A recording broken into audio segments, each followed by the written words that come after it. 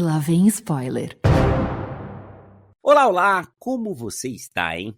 Eu vou dizer que eu tô muito melhor agora com você aqui com a gente e nos próximos 30 ou 40 e poucos minutinhos você estará na companhia agradabilíssima do Senta que lá vem spoiler, sua dose semanal de spoilers de filmes, séries e indústria do entreter. Eu sou o Renato Sansão e eu tô aqui, minha gente, para abrir os trabalhos de 2024 com um filme tão lindo quanto triste, que tá quebrando tudo lá na Netflix. Ô Lariposa, feliz ano novo pra você e conta aí pros nossos ouvintes qual é o nosso tema de hoje. Olá, olá, galerildes! Um feliz 2024 para todos vocês. Hoje nós estamos aqui reunidos para falar sobre o filme Sociedade da Neve. Sociedade da Neve, começamos entrando numa fria, viu, Lari?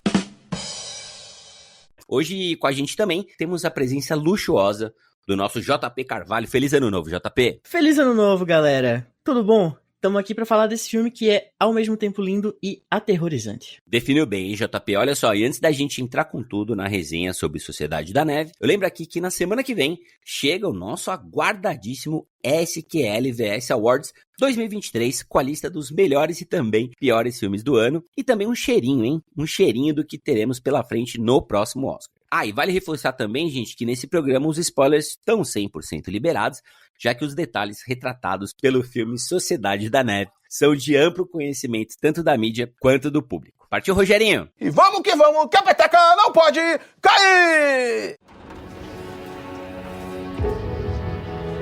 ¿Sabemos dónde estamos?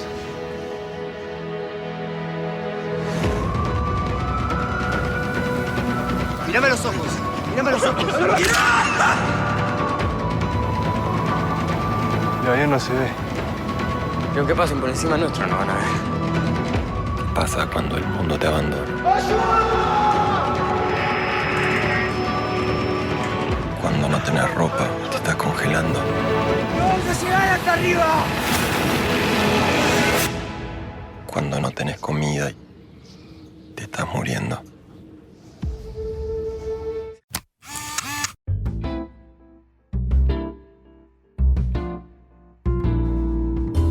Olha, em um dos acidentes aéreos, gente, mais absurdos da história, o time de rugby uruguaio Old Christians e alguns parentes que estavam também no voo caíram em plena Cordilheira dos Andes a caminho do Chile, numa história que muitos definem como desastre, mas alguns até se referem como milagre, né? Já que mesmo com a queda, 29 dos 45 passageiros sobreviveram e desses 29, 16 foram resgatados com vida após passar 72 dias sem comida em temperaturas que chegavam a menos 30 graus, gente. Olha, todo mundo conhece essa história, menos eu vou revelar aqui o senhor Sansa, que tava lá vendo banheira do Gugu. Bumba, bumba, bumba, hey! Bumba, bumba, bumba, hey! Não sabia nem da existência da Rede Globo, tá? Porque esse filme passou 257 milhões de vezes, inclusive na sessão da tarde, eu não sei nem como. Mas enfim, eu lembro que eu fiquei chocada com o filme. Ao contrário do Sansa, eu já conhecia a história, então assim, mesmo sabendo o final, é muito angustiante, sabe? É muito... E a gente já tinha acompanhado outras coisas, então eu meio que sabia o desenrolar das coisas, mas não tira o peso de forma alguma da história. A gente tava conversando off-topic aqui, e eu falei que se isso não fosse baseado em fatos, se não tivessem documentos de sobreviventes atestando de fato o que aconteceu, parecia uma história extremamente sensacionalista, sabe? Não parece que aquilo é possível de acontecer com pessoas que sobreviveram. Então é de fato uma história magnífica, assim, que... milagre ou tragédia, sabe? Eu tenho o lado meio copo meio cheio, copo meio vazio da história que eu falarei mais pra frente. Em minha defesa, eu não tenho muito como me defender não, cara. A verdade é que eu acabei sendo beneficiado por não conhecer a história real, porque eu não sabia o que ia acontecer com os passageiros sobreviventes, cara. Eu fiquei desesperado e, na verdade, eu achei que todos fossem morrer.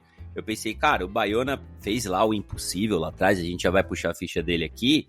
Então ele gosta de um desastre, né? Ele vai pegar esse aqui até o final, fazer um filme filosófico e, cara, eu vou chorar até de madrugada, né? Até os olhos ficarem vermelhos e depois vou pesquisar mais e tal, entender um pouco melhor. E eu já preciso dizer de largada que quando eu fui vendo o nome dos mortos aparecendo ali na tela, eu pensei, cara, esse diretor, ele é sádico. Olha o que ele tá fazendo, né, cara? Que trouxa esse cara. Por que ele tá fazendo isso, né? Só depois eu fui entender que era uma homenagem que ele estava prestando e que, na verdade, ele acabou sendo muito gentil, né? Bom, gente, o filme que a Lari acabou de mencionar, que passou bastante aí na Sessão da Tarde, Supercine, Tela Quente, entre outros, né? Ele é de 1993 e chama Vivos, né? Ou Alive, dirigido lá pelo Frank Marshall e que contou com Ethan Hawke no papel de um dos sobreviventes, no caso, o Nando Parrado.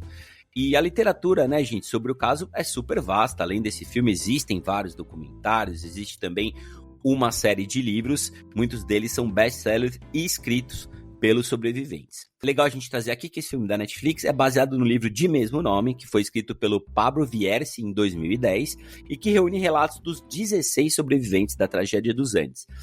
Fica desde já a recomendação do livro que a Lari mencionou, que tá lá no streaming Oldflix, e o livro você encontra nas livrarias físicas e também virtuais. Eu lembro de assistir o filme quando era criança, e eu acho muito interessante pensar nisso, assim, a sensação que eu tinha, porque era algo muito chocante. Eu vi algumas vezes, era algo do tipo, é aquele filme que comem carne humana. Tipo, não era o filme da queda do avião, não era as condições extremas de frio na neve.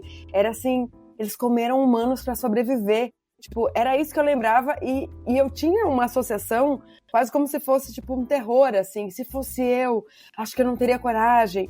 Então, tipo, me marcou muito mesmo. Essa sensação, eu não lembro de uma única cena do filme, tá, gente? Eu lembro da sensação que eu tinha assistindo, isso que é muito intrigante, o que um filme consegue fazer, né, na mente de uma criança. E hoje, depois de ter assistido ao filme, já ter lido outros relatos pelas nets da vida, né, eu tô com muita vontade de ler o livro Sociedade da Neve e ter mais informações sobre os sobreviventes, porque ali vai ter realmente um olhar deles do pós essa tragédia, porque sobreviver, como que é viver após ter passado por isso, né? Algo que também não sai da minha cabeça. Ô JP, você sabe que a primeira coisa, cara, que veio na minha cabeça quando eu tava assistindo, desconhecendo o fato real até então, foi o acidente da Chapecoense, né? Que aconteceu, se eu não me engano, em 2016, então é relativamente recente. E eu lembro que caiu o avião, os jogadores também, né? Jogadores estavam indo pra Colômbia pra disputa da final lá, acho que da Sul-Americana.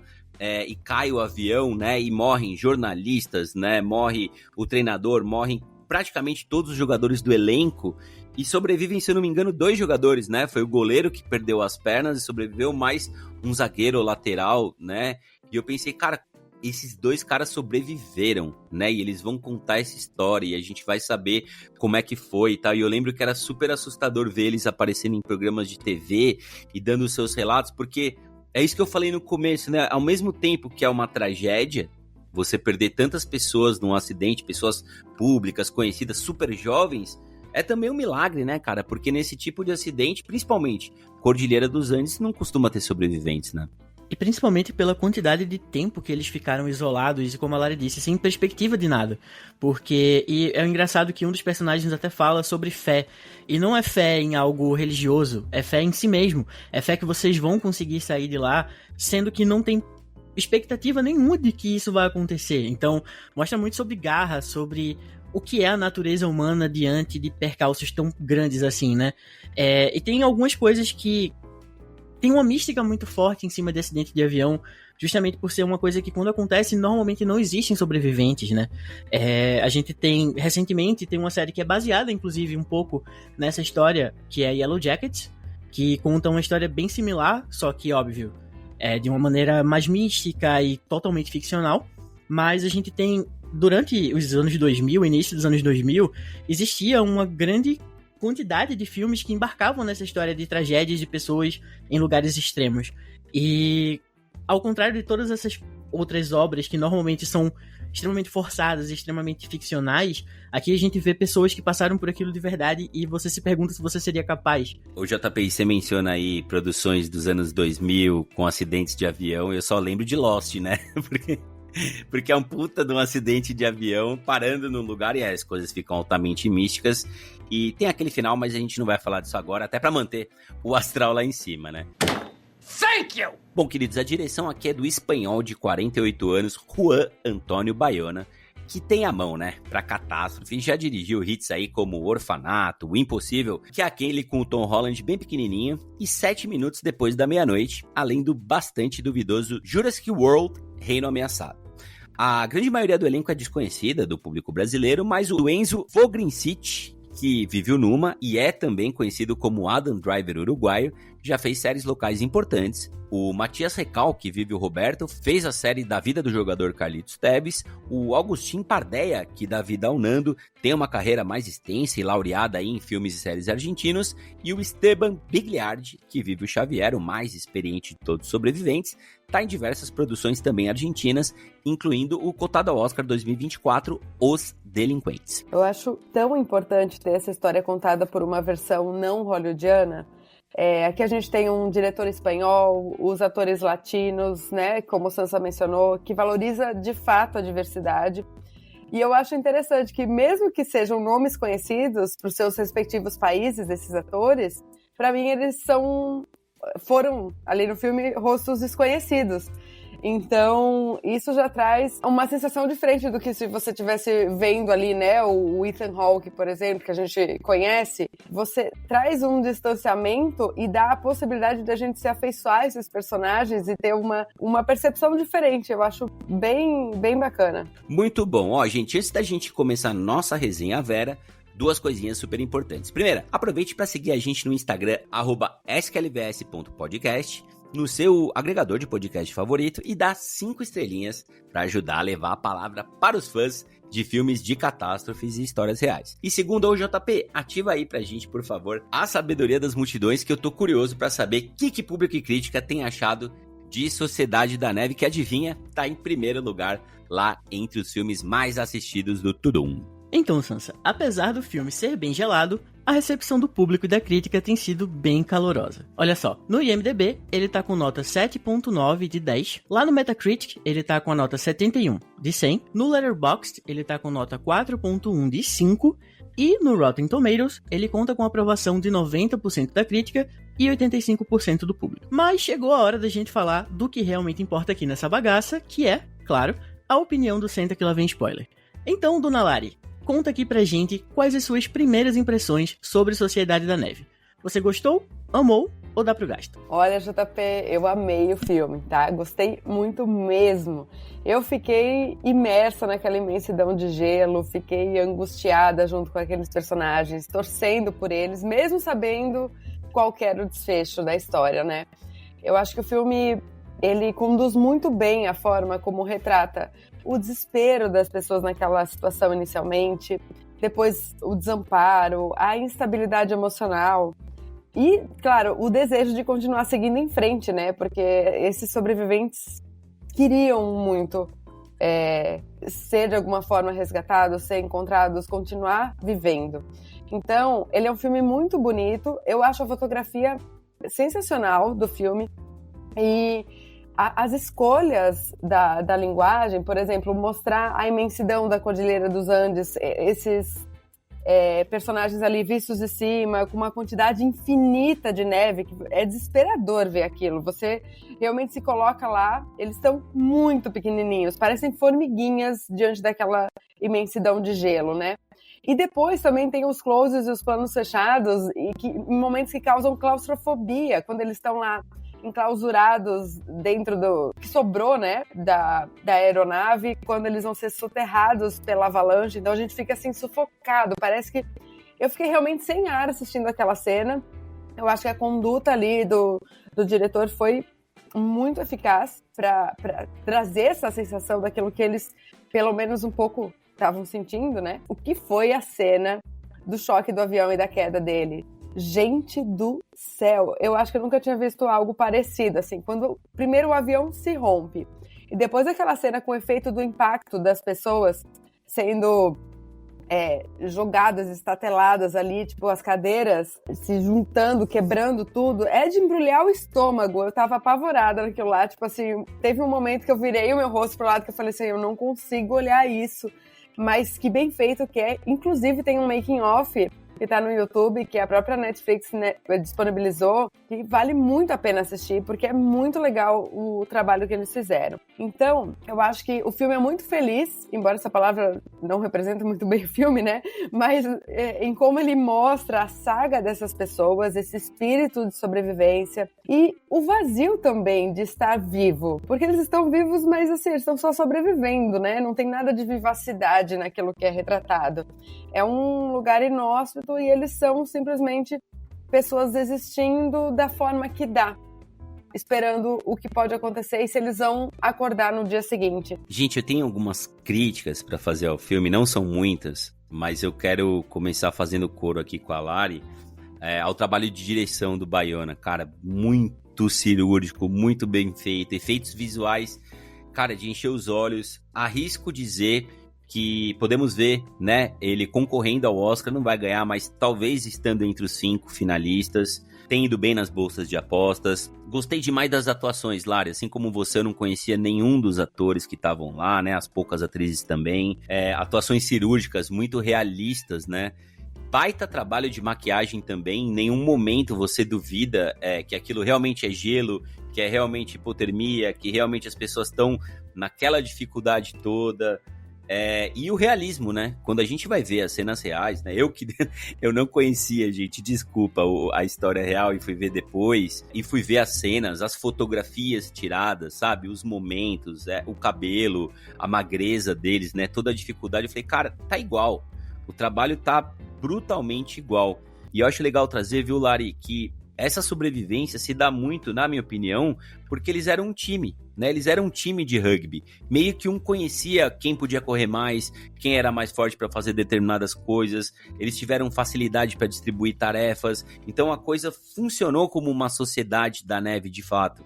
E é muito impressionante você imaginar os caras a menos 20, menos 30 ali, com todas aquelas dificuldades. Como eles vão seguir, né? O que eles vão fazer? E eles vão buscar o rádio, vão buscar a cauda do avião, é tudo muito branco. O meu maior desespero, Lari, é como se fosse um quarto branco do Big Brother gigante. Porque você só tem branco, você não tem um animalzinho passando, você não tem uma árvore, um cacto, uma queda d'água, não tem absolutamente nada. Então torna tudo mais grave, mais angustiante. Foi uma das maiores experiências cinematográficas em casa que eu passei. O meu asterisco gostaria de ter visto no cinema e eu vou guardar a crítica para daqui a pouquinho, viu, Lari? E outra coisa, enquanto você estava falando, Sansa, o fato de a gente não conhecer esses atores faz com que a gente tenha dificuldade em reconhecer eles inicialmente, né? Tipo, quem que é aquele lá? Quem é mesmo esse? E isso coloca esses personagens como uma coisa só no início. Todos estão lutando pela mesma coisa. Isso traz muito essa reflexão de sociedade, né? Porque, na verdade, até diferente do filme Vivos, que botava ali, tipo, os 2 sobreviventes que caminharam para chegar e conseguir o resgate como protagonistas, no Sociedade da Neve, não. Ou seja, todo mundo junto para conseguir um resultado satisfatório. Inclusive, a narração feita pelo Numa, no início, eu pensava assim, cara, que massa que ele vai sobreviver. E aí chega um momento que ele não sobrevive. Tipo, é um personagem que a gente cria um afeto e a gente gosta de acompanhá-lo, aquilo dá um choque. Então eu acho essa conduta narrativa muito eficaz. Ao mesmo tempo, essa é uma das críticas que eu tenho pra fazer o filme, já passando a bola aqui pro JP.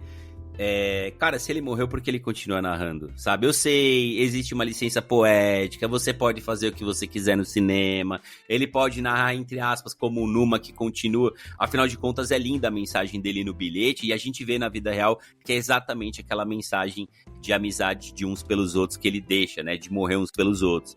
Mas, cara, se a gente tem 16 sobreviventes, você pode passar o arco narrativo para qualquer um dos 16 e isso fazer só um pouquinho mais de sentido. Mas tudo bem, não acho que seja uma falta grave, JP. Mas sabe a questão que eu acho que é importante?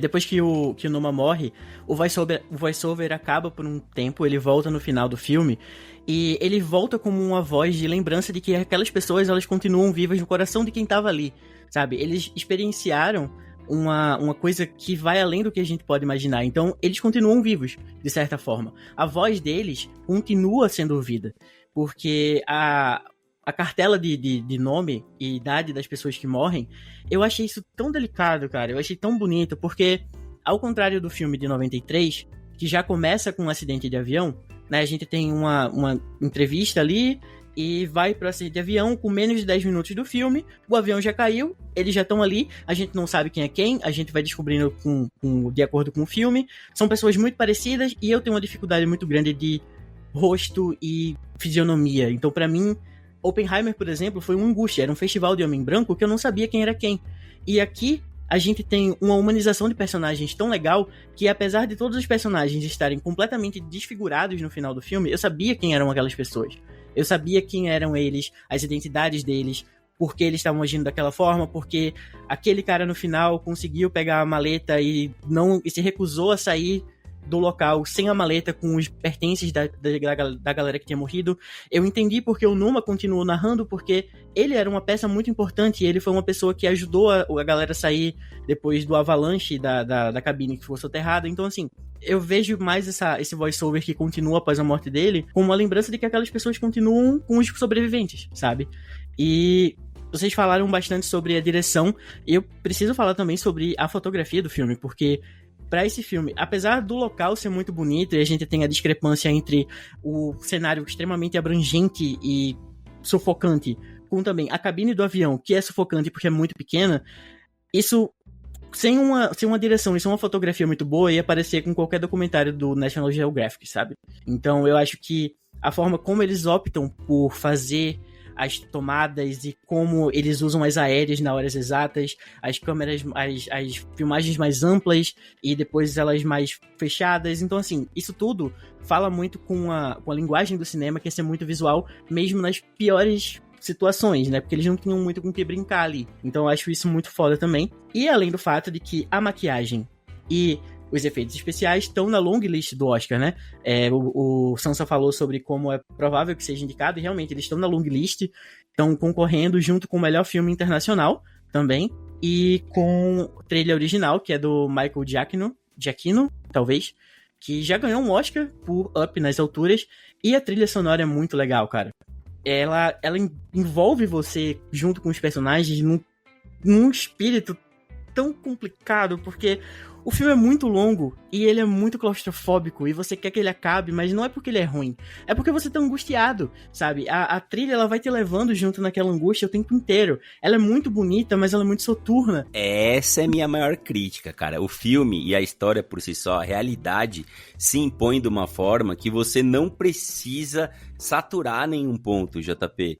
Então, assim, eu sou super fã do Michael Giacchino, é um baita do compositor. Se a gente for no Spotify, qualquer um que for agora, vai encontrar enormes composições dele para filmes, animações, etc. Mas aqui, cara, em vários momentos me incomodou, porque eu já tava lá dentro e ele tava forçando a barra, do tipo, se emociona um pouquinho mais, agora você vai chorar. Chora, filha da puta! Chora, filha da puta! E eu, pô, calma, cara, calma. Eu tô indo no meu ritmo. Você tá me levando, você já me conquistou, você já me ganhou. E subia aquela trilha. Então, assim, a atenção tava colocada, velho. A avalanche, a atenção. O acidente, a atenção.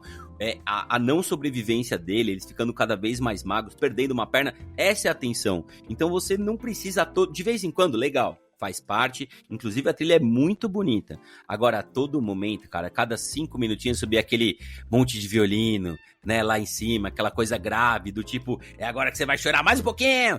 Porra, Lari, isso aí me tirou do sério um pouco, viu? O pior é que tira do sério, ao mesmo tempo a gente tá lá chorando. Ai, meu Deus, leva o meu coração. Eu caí nessa que nem um patinho. Bom, meus queridos, tem duas questões que há 50 anos permeiam aí o caso do voo 571 e que acabou, né, se tornando um dos mais famosos de todos os tempos. A primeira, ela é mais filosófica, né, a questão que eu levantei lá no começo do paradoxo catástrofe versus milagre, já que ao mesmo tempo, né, gente, que a vida de 29 pessoas foram perdidas, 16 sobreviventes voltaram de um lugar que literalmente ninguém volta. E a segunda, ela é mais polêmica, né? Afinal de contas, quando eles perceberam que eles iam ficar sem comida, fizeram um pacto ali entre eles de comer os mortos para aumentarem as chances de sobreviver. E eu quero ouvir um pouquinho mais de vocês sobre esses dois pontos centrais, tanto do filme quanto da história real. Fala aí, Lariposa carnívora. Não tem como, pra mim, tá? Não tem como pensar nessa história sem pensar em catástrofe, porque além dos 16 sobreviventes, foram 29 pessoas que faleceram, né? Então, isso é uma catástrofe horrível. E as condições que esses sobreviventes passaram é algo extraordinário, né? Porque é aterrorizante, é botar absolutamente a existência no limite, é uma dor imensa. Então, por isso que eu até mencionei no início, assim, sobre a minha curiosidade de ler o livro, porque o meu questionamento é como viver depois de passar por uma situação dessas. Porque, sim, essas pessoas estão vivas, mas parece que o que não morreu dentro delas, por simplesmente, entre aspas, né, terem passado por isso. Como você volta a ter uma vida e uma rotina depois de vivenciar situações tão extremas? Então, a gente tem ali os corpos congelando. Qualquer sensação de frio já é desesperador por, sei lá, 15 minutos. E eles passaram 72 dias naquelas condições.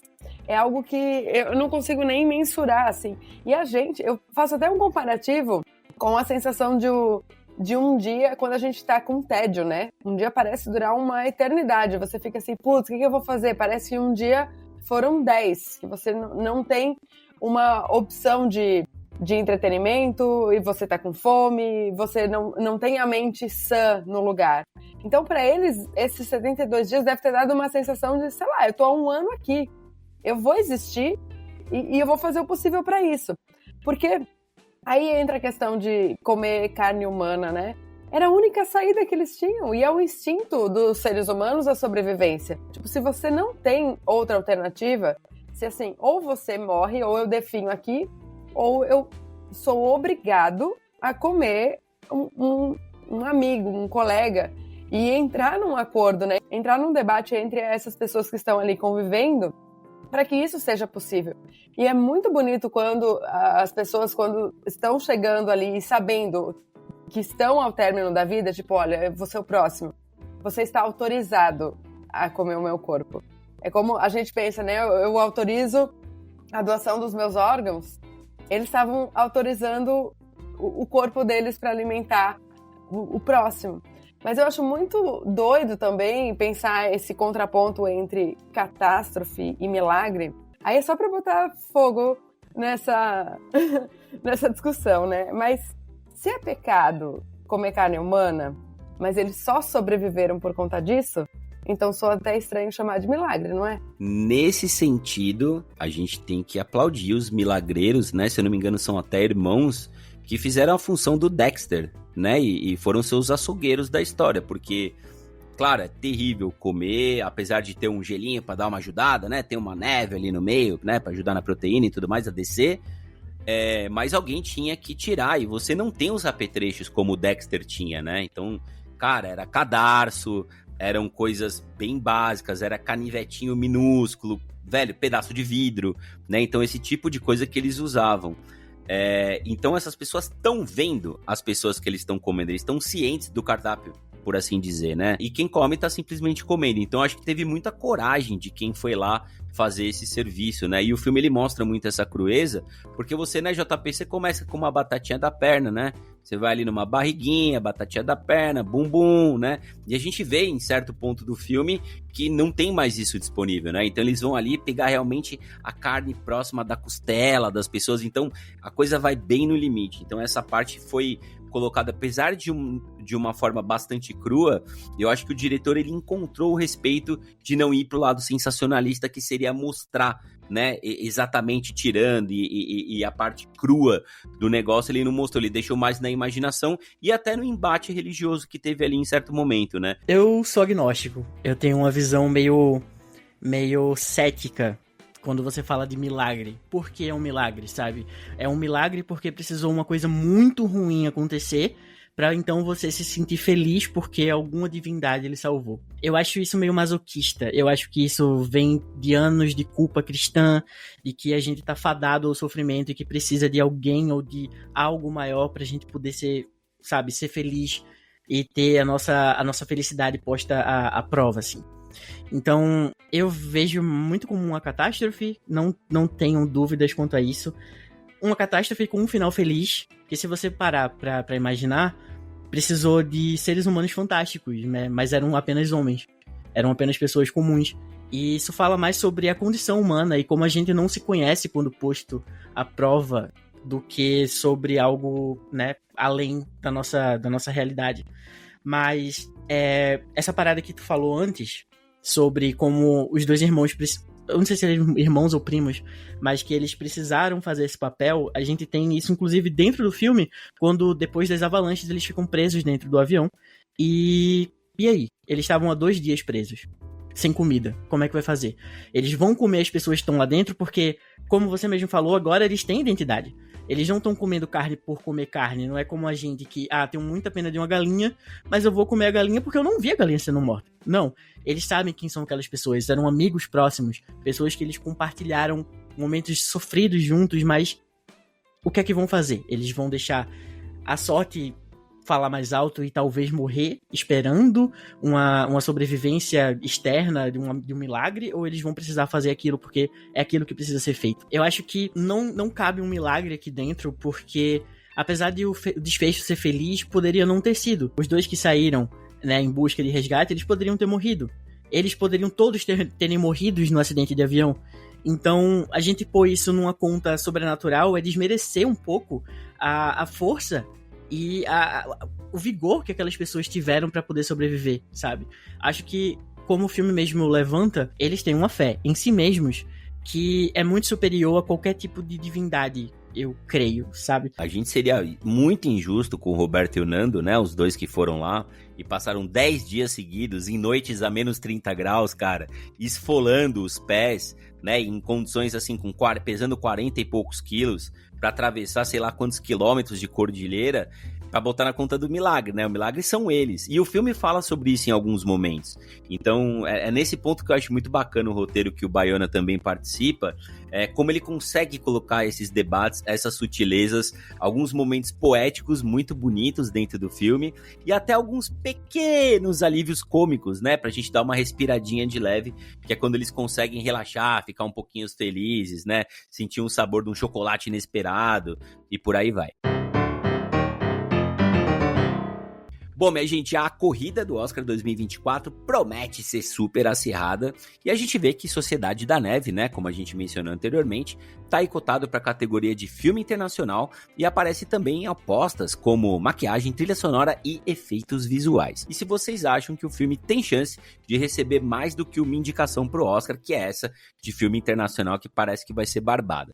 Lembrando para todo mundo, né, que o SQLDS sempre faz uma cobertura completa de caramelo, gostosinha do Oscar, com programas especiais dos principais indicados, lista de apostas, os esnobados e, claro, o Day After de uma das noites mais divertidas da temporada de cinema. Eu acho que tem chance, sim, de ser indicado para maquiagem e efeitos visuais, tá? Para além de melhor filme internacional. Trilha sonora, eu acho que, de repente, entra ali na indicação, porque a música é boa. O problema é o uso, que muitas vezes é excessivo e acaba se tornando ali melodramático, como vocês bem pontuaram antes. Ganhar são outros 500, né? Porque a concorrência vem forte, a gente sabe disso. Mas eu fiquei pensando que Nada de Novo no Front surpreendeu muito, que era o grande filme internacional da Netflix no ano passado e levou vários outros prêmios, então Sociedade da Neve pode surpreender. Eu, particularmente, ficaria feliz, viu? Olha, eu também. Eu não acho que ele tenha muita chance nas categorias, porque tem uns candidatos muito mais cotados também, né? Mas eu creio, eu conto com a indicação para melhor filme, e eu acho que pra maquiagem, provavelmente também. Efeitos visuais, eu acho que tem outros filmes muito grandes na long list, então não sei se entra. E o Michael Giacchino provavelmente tem um nome muito grande a ponto de impulsionar essa campanha pra indicação. Eu vou falar 2 categorias que o filme não vai ser indicado, mas que eu acho que merecia, gente. A primeira é design de produção, porque quando eu fui ver a história real, eu falei, tá tudo igual, a posição do avião, os letreiros, cara, as roupas, né? Cabelo e maquiagem a gente já falou, os cabelos estão no mesmo ponto, a maquiagem tá perfeita. Então, design de produção achei um trabalho digno de menção, mas não vai chegar. E o outro, cara, essa direção do Bayona é muito precisa, cara. As escolhas de enquadramento que ele faz, as câmeras, os takes lá de longe, a Lari mencionou bem, ele faz vários quadros, um mais lindo que o outro. É o melhor filme da carreira do Bayona, na minha opinião.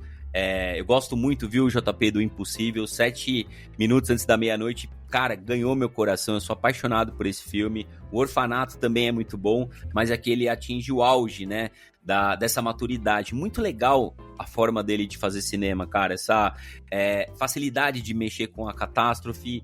Muito bom nos efeitos visuais. E não é aquele efeito visual que você fala... Uau, que CGI bem feito, caramba, a tela verde funcionou. Não, cara, é uma coisa muito realista, a exemplo do que a gente viu no Godzilla Minus One, né? Em nenhum momento aquele bichão, gente, parece ser uma tela verde, é impressionante o que eles fizeram ali no filme japonês. Mas eu tô com vocês, eu acho que vai ter 3, 4 indicações, e quem sabe, né, além do nome do Michael Giacchino, o peso Netflix, né, possa valer. Queria muito, viu, gente, que a Netflix estivesse colocando menos ficha, entendam aqui ficha como dinheiro, em Maestro, e mais fichas em Sociedade da Neve.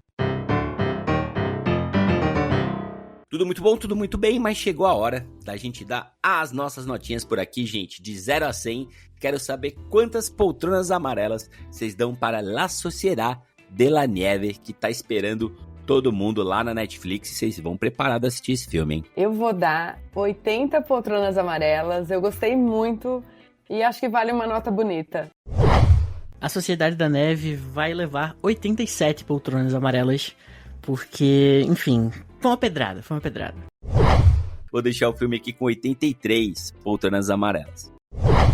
Muito bem, depois de consultar o ábaco do SQLVS pela primeira vez aqui em 2024, chegamos à média de, olha só, 83,5. Como não tem poltrona sem braço, 84 poltronas amarelas para a Sociedade da Neve. Bom, e é isso aí, minha gente. Nós vamos ficando por aqui, sempre lembrando que 2024 vai estar cheio de novidades legais para você que acompanha a gente desde 2019, desde 2021, desde 2023 ou desde hoje, por que não? Aqui, gente, todo mundo é bem-vindo e tem voz ativa. A partir do próximo programa, a gente vai ler por aqui todos os comentários que vocês deixarem no Spotify, no nosso Instagram ou onde quer que o SQLVS esteja presente. Vale concordar, vale discordar, só não vale ofender os amiguinhos, tá bom? E eu fecho aqui, gente, dando as boas-vindas ao nosso queridíssimo Kawai, filho do Rafinha Veste Prada, que chegou aqui no comecinho desse ano para aumentar ainda mais a família SQLVS e também desejar um ano maravilhoso para todos vocês. Obrigado, viu, gente? É isso, galera. Boas-vindas ao Kawai e obrigado. Até a próxima. Um beijinho pro Kawai, que é a maior fofura. Parabéns, Rafa e Pri.